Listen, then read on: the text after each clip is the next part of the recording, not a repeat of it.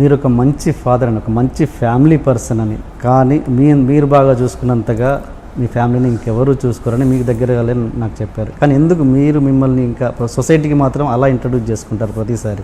First of all అది ఎవరు చెప్పారో వాళ్ళకి తెలియదు. ఒకటి,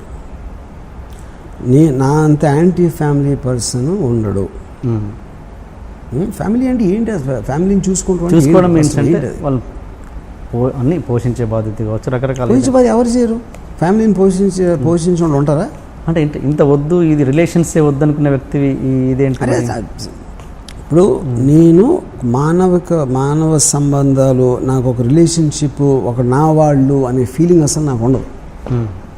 ఎవరి మీద ఉండదు, నా మీద నాకు కూడా ఉండదు యాక్చువల్గా.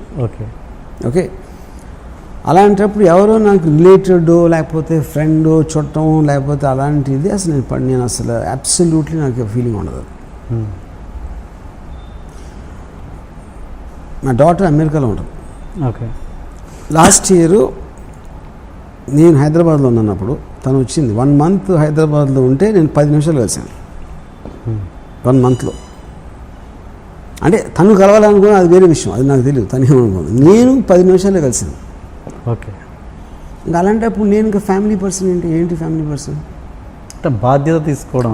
బాధ్యత ఎవరు తీసుకోరండి? బాధ్యత ఎవరు తీసుకోరు? అంటే ఇంత స్ట్రైట్గా మాట్లాడే వర్మ గారు అది కూడా అంత బాధ్యత కూడా తీసుకుంటారా అని ఆశ్చర్యపడే వాళ్ళు ఉంటారు కదా. నేను ఇంకా వాళ్ళ గురించి నేను సో నా వల్ల కాదు.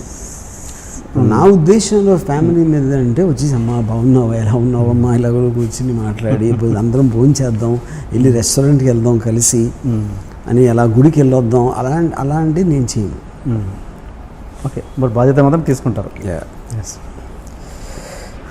అంటే నిజం చెప్పండి, మీకు మీ భార్య పిల్లలు గుర్తొస్తారా లేదా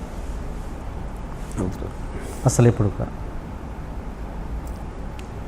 నాకు I have a fundamental problem with the words. ఆ భార్య, పిల్ల, తల్లి, చెల్లి, అసలు ఆ వర్డ్స్ మనుషులు ఇందాక నాకు బంధాలు ఉండవు, బాంధవ్యాలు ఉండవు. ఓకే, నేను ఓకే బంధాలు లేవు, ఆ మనుషులు గుర్తొస్తారు? ఉండరు, ఎవ్వరు గుర్తురు నాకు. ఓకే, నేను అప్పుడు చేస్తున్న నా సినిమాకి సంబంధించి, నా వర్క్కి సంబంధించిన మనుషులు, వాళ్ళతో నాకు పని ఉన్నప్పుడు వాళ్ళు గుర్తొస్తారు. ఓకే, అంతే. నా మొత్తం రిలేషన్షిప్స్ నా పనుల మీద డిపెండ్ అవుతాయి.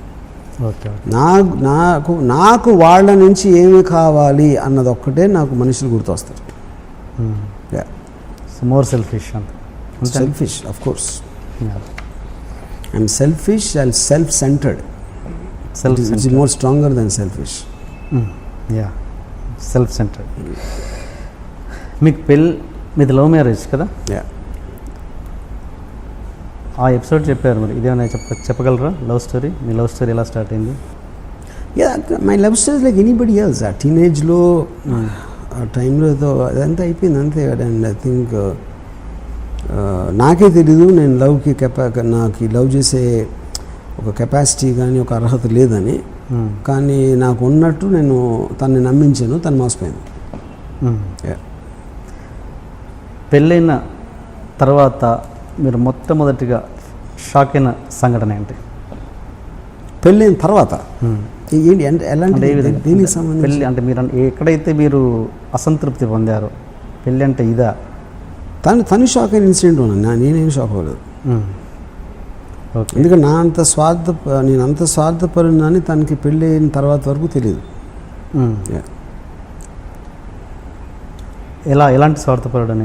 అన్నిట్లోనే అంటే నేను కేవలం నేను చేయదలుచుకుందే నేను చేస్తాను, నాకు ఏమి ఇష్టమైతే అదే చేస్తాను. ఇంకొకరి కోసం ఇంత కూడా కాంప్రమైజ్ అవ్వడు, ఇంత కూడా అనేది అలాంటి స్వభావం నా దగ్గర ఉందని తనకి పెళ్ళైన తర్వాత తెలిసింది. ఓకే, ఈ ఇన్సిడెంట్ ఎంతవరకు కరెక్ట్? ఒక పెళ్ళైన తర్వాత ఒకసారి మీ వైఫ్ మిమ్మల్ని లేపుతూ పాల ప్యాకెట్ తీసుకురా అంటే కరెక్ట్ తీసుకురావట్లేదు, ఒకసారి చెప్తారా ఏంటది? నాకు కరెక్ట్. నన్ను పొద్దున్న 5 గంటలు లేపి పాల బూత్కి వెళ్ళాను, పాలు తీసుకున్నాను. నేను వెళ్ళనని చెప్పాను. ఎందుకంటే నేను 5ంటికి లెగిసి వెళ్ళి క్యూలో నిలబడి పాలు తాగి వచ్చి కాఫీ తాగాలా లేకపోతే ఇంకొంచెం ఎక్కువసేపు పడుకోవాలన్నా 2 చాయిస్ల్లో నేను ఎక్కువసేపు పడుకుంటాను నేను అని చెప్పాను. ఇప్పుడు కాఫీ అలా నీకు కావాలంటే నువ్వు తెచ్చుకోను.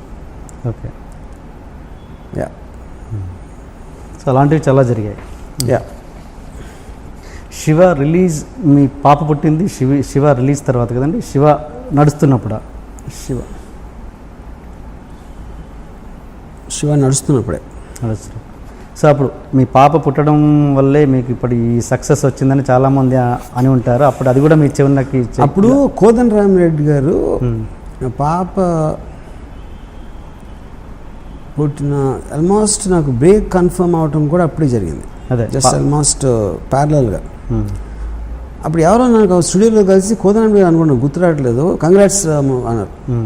అంటే నేనేమో నాకు సినిమా బ్రేక్ వచ్చింది చెప్పారు అనుకున్నా. అసలు నాకు డాటర్ పుట్టింది, దాన్ని కంగ్రాట్స్ చెప్పచ్చు అనే థాటే నాకు రాలేదు అసలు.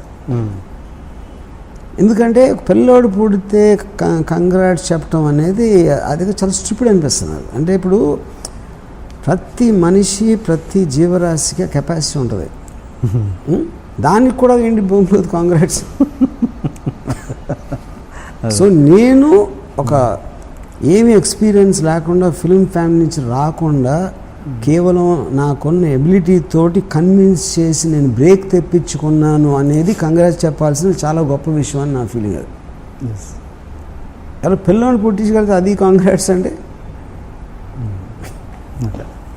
సో అది అదృష్టంగా మీకు వచ్చిందని మీరు నమ్మరు దాన్ని నెట్టిగా. మీ బ్రదర్ ఉన్నారు కానీ ఇప్పుడు నా అదృష్టం నేను అనుకోను, కానీ నాలాంటి ఫాదరు నాలాంటి మొగుడు మా వైఫ్కి ఉండటం వాళ్ళ దురదృష్టం అది మాత్రం. బికాజ్ నా అంత సెల్ఫ్ సెల్ఫిష్ పర్సన్ అనేది ఏ ఫ్యామిలీలో ఉండకూడదు అనేది నా ఫీలింగ్. అంటే వాళ్ళ పాయింట్ ఆఫ్ వ్యూ నుంచి చెప్పేది. అదే మీకు ఇలాంటి అవేర్నెస్ అప్పుడు ఉంటే కనుక పెళ్ళి చేసి కరెక్ట్. పెళ్ళి చేస్తారు. మిస్టేక్ చేసింది నేను, బట్ సఫర్ అయిన తను. దానికి మీరు అంటే నష్టం డబ్బుల రూపంలోని కాదు, దానికి ఎలా వాళ్ళని దాన్ని ఏమంటారు నష్టపరిహారం అని డబ్బులని కాదు, దాన్ని ఎలా మీరు మళ్ళీ రీబ్యాక్ చేయగలరు? చేయలేరు. ఓకే. అది ఫీలింగ్ సంబంధించిన విషయం. ఫీలింగ్ అనేది మీరు దాన్ని ఒక కన్స్ట్రక్ట్ చేయలేదు దాన్ని.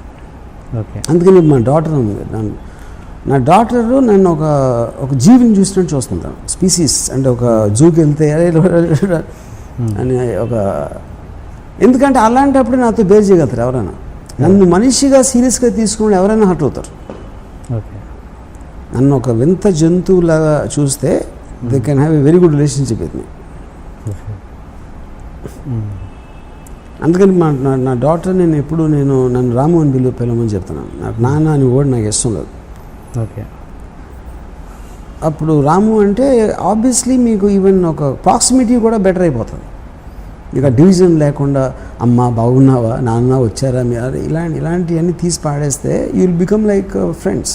మదర్ని రిలేషన్షిప్ ఎక్కువ ఉంటుంది. మదర్ని ఏమని పిలుస్తారు మీరు? నా మదర్ని అమ్మ, ఎందుకంటే నేను పుట్టినప్పుడు అది అలవాటు అయిపోయింది. అది నాకు అంత పుట్టినప్పుడు అంత తెలియలేదు కాబట్టి ఇప్పటికీ అమ్మ అని పిలుస్తాను.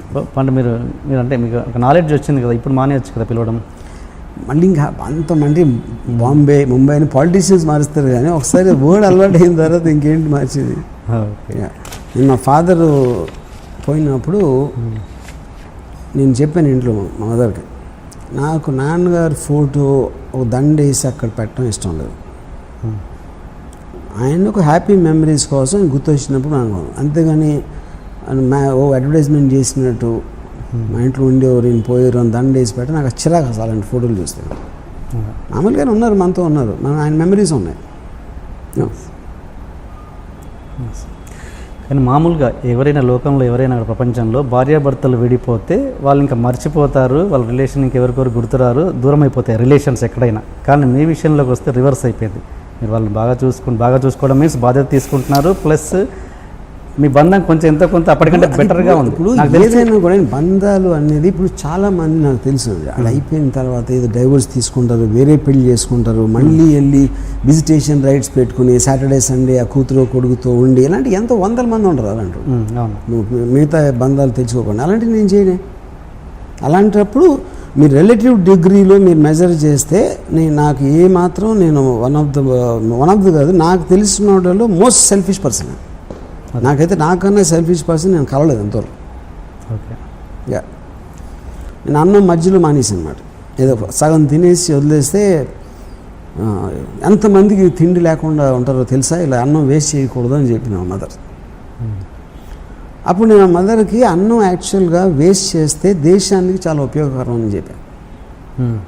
అది ఎలాగా అంటే ఇప్పుడు నువ్వు ఒక 500 గ్రాములు బియ్యం కొన్నావు, అందరికీ ఇంట్లో